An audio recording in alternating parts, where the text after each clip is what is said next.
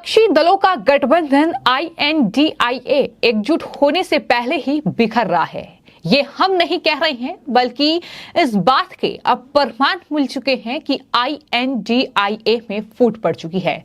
प्रधानमंत्री नरेंद्र मोदी के खिलाफ राष्ट्रीय स्तर पर जो गठबंधन बना, उसमें शामिल पार्टियां अब राज्यों में आपस में लड़ रही हैं और मोदी से ही मदद की गुहार लगा रही हैं। नमस्कार, स्वागत है आपका द न्यूज पर। मैं हूं आपके साथ शिप्रा सैनी। बड़ी खबर यह है कि तमिलनाडु के मुख्यमंत्री MK स्टालिन ने प्रधानमंत्री नरेंद्र मोदी को एक चिट्ठी लिखी है। इस चिट्ठी में उन्होंने प्रधानमंत्री से यह अनुरोध किया है कि वो कर्नाटक सरकार को कावेरी का पानी रिलीज करने का निर्देश दें। यानी एक तरफ तमिलनाडु के मुख्यमंत्री हैं MK स्टालिन और दूसरी तरफ है कांग्रेस शासित राज्य के मुख्यमंत्री सिद्धरमैया, जिनके बीच ये टकराव की स्थिति देखने को मिल रही है, जिसको लेकर अब केंद्रीय मंत्री राजीव चंद्रशेखर ने इस विपक्षी गठबंधन INDIA पर बड़ा हमला बोला है। उन्होंने कहा है कि वो अपना ही विवाद नहीं सुलझा पा रहे और जनता से उम्मीद कर रहे हैं कि वो उन पर विश्वास करें।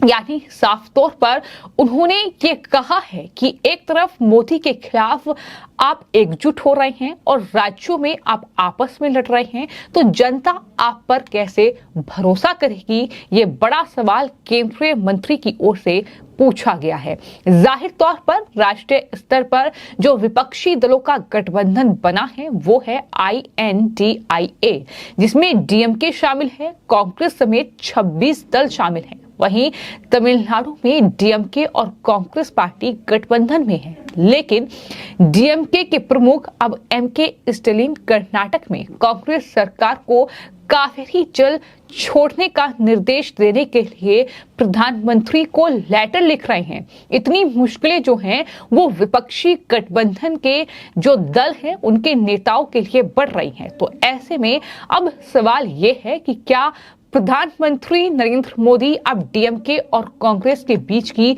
इस समस्या का हल निकालेंगे? जो पार्टियां अपना ही विवाद नहीं सुलझा पा रही, वो प्रधानमंत्री मोदी से विवाद सुलझाने की मांग कर रही है। ये बड़ी बात राजीव चंद्रशेखर की ओर से कही गई है।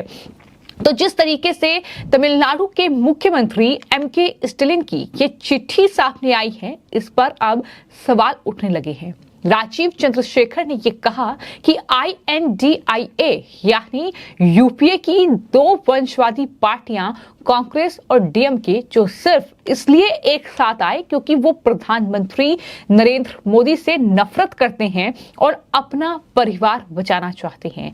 अब अपने विवाद को सुलझाने के लिए वो प्रधानमंत्री से ही मदद की गुहार लगा रहे हैं, चिट्ठी लिख रहे हैं, क्योंकि वो इसे खुद नहीं सुलझा सकते हैं। ये बड़ी बात केंद्रीय मंत्री राजीव चंद्रशेखर की ओर से कही गई है। बाकायदा उनकी तरफ से स्टालिन की इस चिट्ठी पर एक ट्वीट किया गया। ट्वीट करते हुए उन्होंने कांग्रेस समेत विपक्षी दलों का ये गठबंधन INDIA, इस पर बड़ा हमला बोला। ट्वीट में उन्होंने इन तमाम विपक्षी दलों को जोकर करार देते हुए ये कहा कि ये जोकर चाहते हैं कि मतदाता सोचे कि वो अपने लोगों की समस्याओं का समाधान कर सकते हैं, जबकि वो अपनी समस्याओं का समाधान नहीं कर सकते। तमिलनाडु के मुख्यमंत्री MK स्टालिन ने PM मोदी को चिट्ठी लिखी। CM ने मांग की है कि वो यानी PM कर्नाटक सरकार को कावेरी नदी का पानी रिलीज करने का निर्देश दें। अपनी चिट्ठी में उन्होंने किसानों को हो रही समस्याओं का हवाला दिया है, जहां उनकी धान की फसल पर संकट बना हुआ है। तो ये तमाम बड़ी बातें जो हैं वो चंद्रशेखर की ओर से कही गई हैं। लेकिन अब बात यह है कि आखिर चिट्ठी में स्टालिन ने क्या लिखा है और कर्नाटक सरकार के साथ उनका विवाद क्या है। दरअसल तमिलनाडु के मुख्यमंत्री ने कर्नाटक सरकार पर सुप्रीम कोर्ट के आदेश का सम्मान नहीं करने और कावेरी जल प्रबंधन प्राधिकरण के निर्देशों का पालन नहीं करने का आरोप लगाया। कर्नाटक ने 40.4 मिलियन क्यूबिक फीट पानी के मुकाबले 2023 से 2024 में अब तक सिर्फ 11.6 मिलियन क्यूबिक फीट पानी जो है वो छोड़ा है। इससे तमिलनाडु की मुसीबत बढ़ गई है। किसानों को बड़ी मुश्किलों का सामना करना पड़ रहा है। स्टेलिन जो कि मुख्यमंत्री हैं तमिलनाडु के, उन्होंने ये कहा कि किसानों की धान की खेती पर संकट आ चुका है और यही वजह है कि उन्होंने प्रधानमंत्री नरेंद्र मोदी को चिट्ठी लिखी है। लेकिन सबसे ज्यादा चौंकाने वाली बात जो है वो ये है कि दरअसल तमिलनाडु में स्टेलिन जो कि डीएमके के प्रमुख हैं और साथ ही कांग्रेस पार्टी के साथ उनका गठबंधन है, वो दरअसल कांग्रेस शासित राज्य कर्नाटक की सरकार पर यह आरोप लगा रहे हैं कि कावेरी का पानी नहीं छोड़ा जा रहा है और इसके लिए वो प्रधानमंत्री से रिक्वेस्ट कर रहे हैं कि प्रधानमंत्री इस पूरी समस्या का समाधान निकालें। यानी प्रधानमंत्री के खिलाफ ही वो गठबंधन तैयार करते हैं राष्ट्रीय स्तर पर, जिसमें डीएमके, जिसमें कांग्रेस पार्टी और ये तमाम दल एक साथ नजर आते हैं। लेकिन राज्य स्तर पर अगर बात की जाए तो यही दल आपस में लड़ रहे हैं और बात ना सिर्फ तमिलनाडु और कर्नाटक की है बल्कि इसके अलावा बात अगर राजधानी दिल्ली की जाए तो राजधानी दिल्ली में आम आदमी पार्टी और कांग्रेस पार्टी के बीच घमासान है। अगर बात बंगाल की जाए तो वहां टीएमसी और कांग्रेस पार्टी आपस में भिड़ रही है।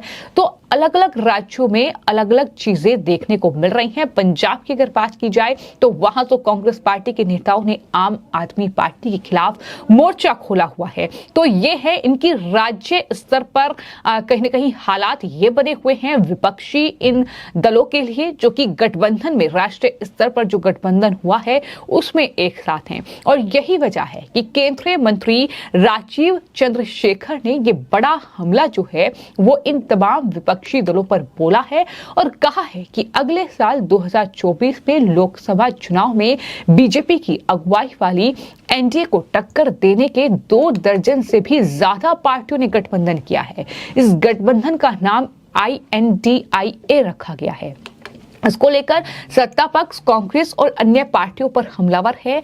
अभी केंद्रीय मंत्री ने ये आरोप लगाया है कि वो अपना ही विवाद नहीं सुलझा पा रहे हैं। विवाद निपटाने के लिए भी पीएम मोदी का सहारा लेना पड़ रहा है, उनकी मदद लेनी पड़ रही है। तो जाहिर तौर पर यह बेहद चौंकाने वाला मामला है कि किस तरीके से एक विवाद को सुलझाने के लिए, वो भी ऐसा विवाद जहां दरअसल 2 सरकारें ऐसी हैं जो राष्ट्रीय स्तर पर हुए गठबंधन में सहयोगी पार्टी हैं, लेकिन बावजूद इसके राज्य स्तर पर वो आपस में भिड़ रही हैं। उन्होंने एक दूसरे के खिलाफ युद्ध छेड़ा हुआ है और वो प्रधानमंत्री से गुहार लगा रही हैं कि उनकी मदद करी जाए। तो जाहिर तौर पर यह बेहद चौंकाने वाली बात है और सवाल यही उठ रहे हैं कि अगर जनता भरोसा करे भी इस गठबंधन पर तो कैसे करे, क्योंकि ये अपना विवाद नहीं सुलझा पा रहे हैं।